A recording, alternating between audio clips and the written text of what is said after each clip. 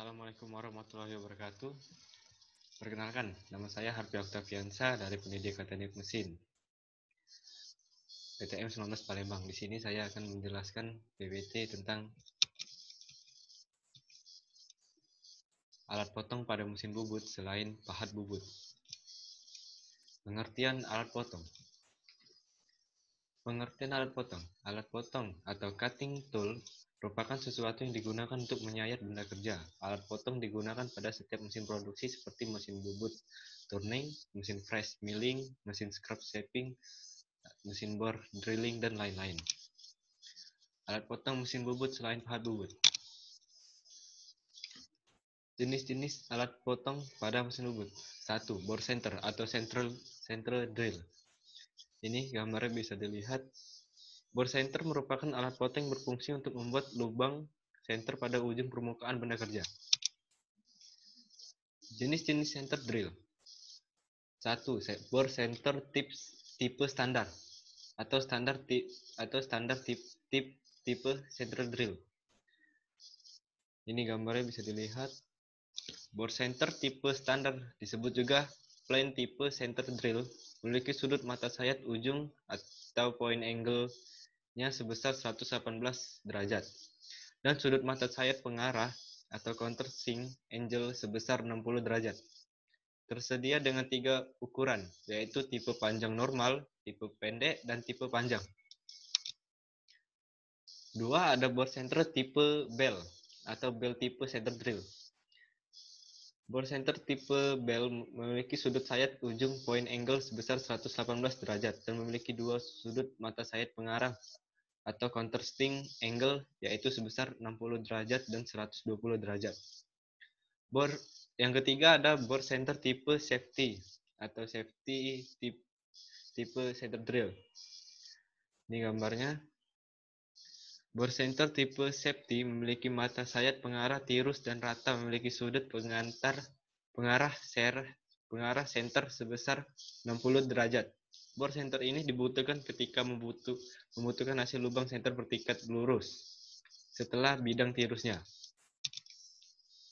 Yang keempat ada bore center tipe bentuk radius atau radius from tip center drill. Bore center ini memiliki mata sayat pengarah berbentuk radius, sehingga lubang center yang dibuat memiliki profil berbentuk radius. Cocok digunakan untuk benda kerja yang akan ditopang dengan kepala lepas, yang membutuhkan pergeseran yang relatif besar, karena bidang singkung pada lubang center relatif lebih kecil dibanding lubang center dengan box center biasa. 2. Ada mata bor. Mata bor merupakan alat potong yang berfungsi untuk membuat atau memperbesar diameter lubang pada benda kerja. Besarnya diameter lubang ditentukan berdasarkan besar diameter mata bor yang digunakan.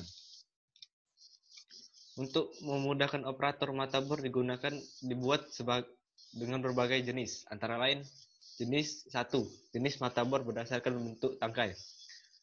Ini gambar pertama ada mata bor tangkai lurus, dan gambar kedua ini ada mata bor tangkai tirus. Mata bor yang tangkai lurus, yang pengikatannya membutuhkan cekam bor atau drill cap pada saat dipasang pada mesin bubut. Kalau yang mata bor tangkai tirus, yang pengikatnya dapat langsung dimasukkan pada lubang tirus yang ada di kepala lepas. Tangkai tirus pada mata bor memiliki ukuran yang lebih kecil daripada lubang tirus pada kepala lepas. Ini gambarnya. Dalam pemasangan dapat ditambah dengan sarung pengurang atau drill sleeve. Tangkai tirus pada mata bor ini menggunakan standar tirus Morse atau Morse taper atau MT, yaitu dimulai dari MT nomor 1 sampai dengan 6 untuk bagian luarnya. 2. Jenis mata bor berdasarkan spiral. Ini gambar pertama, slow spiral, diameternya 18 derajat sampai 22 derajat. Yang normal medium spiral, 28 sampai 32 derajat. Dan yang quick atau fast spiral, 36 sampai 40 derajat. Mata bor spiral normal atau normal spiral drill, mata bor jenis ini digunakan untuk menggebor jenis baja lunak. Dan kalau mata bor spiral panjang, Mata bor jenis ini digunakan untuk mengebor jenis baja keras. Kalau yang mata bor spiral pendek atau quick spiral drill, mata bor ini digunakan untuk mengebor jenis bahan baja liat. Kesimpulannya, semakin keras benda kerja yang akan dibor, maka semakin panjang spiral mata bor yang dipilih. Ya, kita lanjut. Ketiga, ada jenis mata bor berdasarkan sudut mata sayat atau mata potong. Ini ada gambar pertama yang soft to medium hard steel dengan 118 derajat. Ada harder material dengan 135 derajat sudut mata sayatnya. Ada softer material dengan 90 derajat mata sayat. Mata bor memiliki sudut mata sayat 90 derajat. Mata bor jenis ini digunakan untuk mengebor jenis baja lunak. Kalau yang memiliki sudut mata sayat 118 derajat digunakan untuk mengebor jenis baja lunak sampai dengan baja sedang. Kalau mata bor yang memiliki sudut mata sayat 135 derajat, mata bor jenis ini digunakan untuk mengebor jenis baja keras. Kesimpulannya, semakin keras benda kerja yang akan dibor, maka semakin besar sudut mata sayat mata bor yang dipilih. Selanjutnya, ada countersink. Countersink ini merupakan alat potong pada mesin bubut yang digunakan untuk mencemper diameter ujung lubang pada benda kerja. Tujuan dari dicemper adalah agar tidak tajam dan memudahkan baut atau poros masuk ke dalam lubang. Ada jenis-jenis countersink menurut bentuk tangkainya. Ini ya, countersink tangkai lurus dan countersink tangkai tirus. Kalau countersink tangkai lurus digunakan dengan cara dicekam atau menggunakan cekam bor atau drill cap. Sama seperti mencekam mata bor tangkai lurus. Kalau countersink tangkai tirus digunakan dengan cara dipasang pada lubang sleeve. Pada kepala lepas sama seperti mata bor tangkai tirus. Apabila tirus tangkai yang terlalu kecil bisa ditambah sarung pengurang. Kita lanjut lagi. Ada jenis countersink menurut mata sayat. 1. Countersink tanpa mata sayat atau zero float countersink. Ini gambarnya ada lubang di tengah. Kalau yang kedua ada countersink alur 1, single float countersink. Dan yang ketiga ada countersink alur 3 atau 3 float countersink. Kita lanjut lagi. Countersink alur 4, 4 float countersink.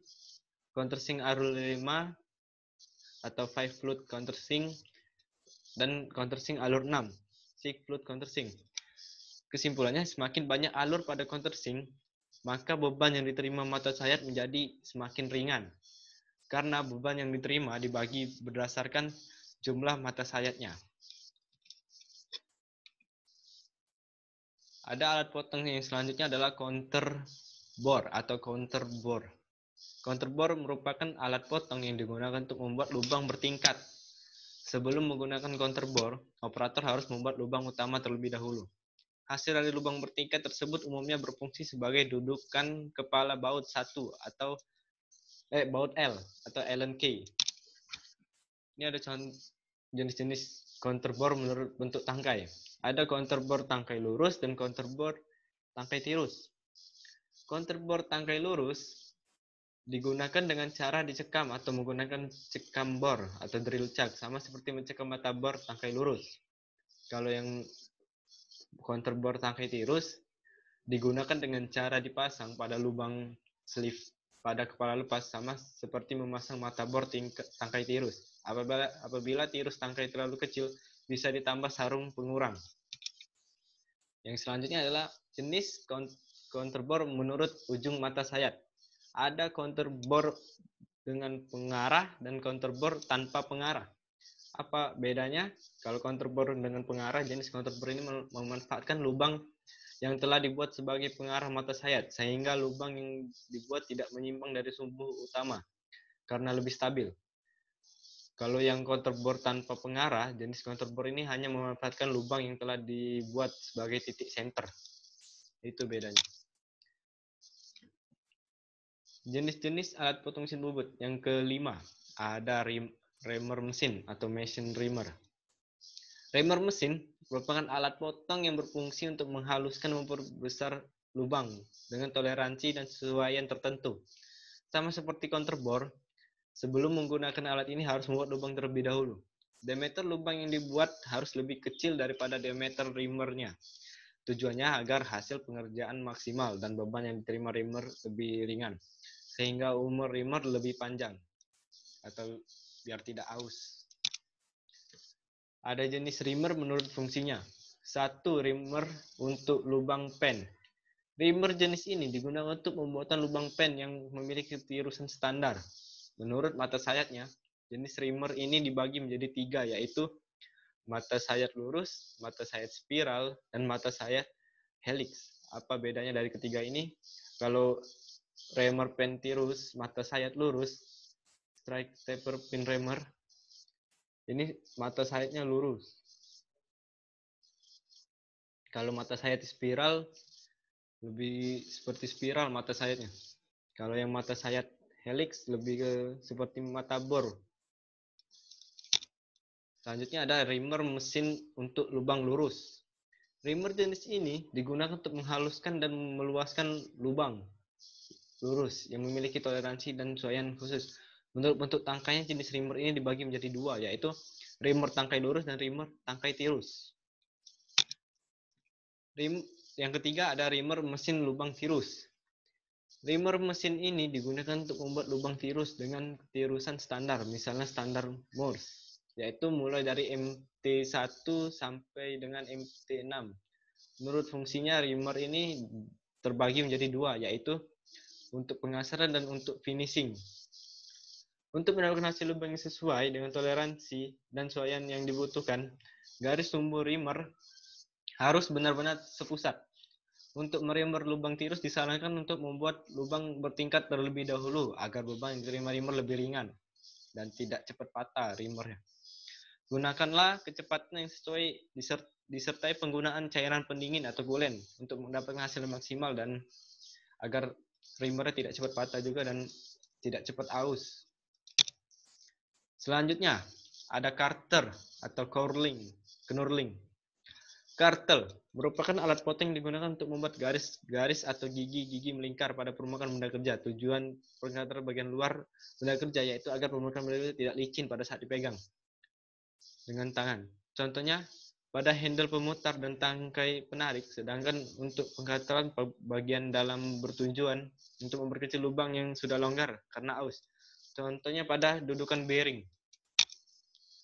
Jenis karter menurut pola atau bentuk gigi. Ada strike AA, ada left hand BL, ada right hand, ada male diamond, dan ada female diamond.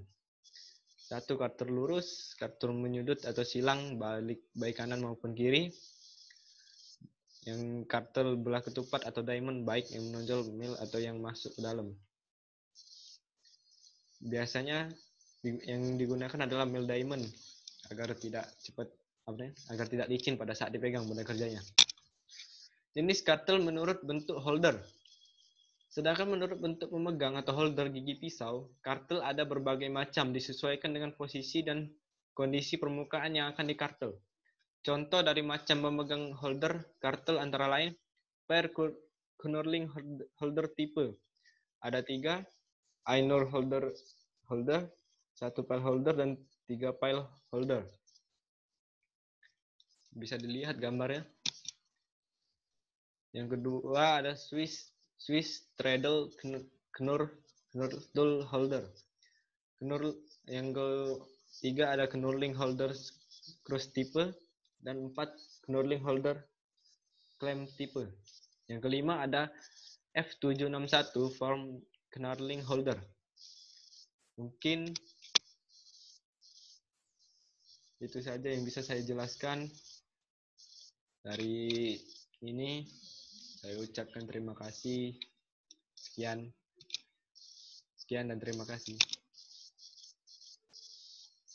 Dah. Assalamualaikum warahmatullahi wabarakatuh.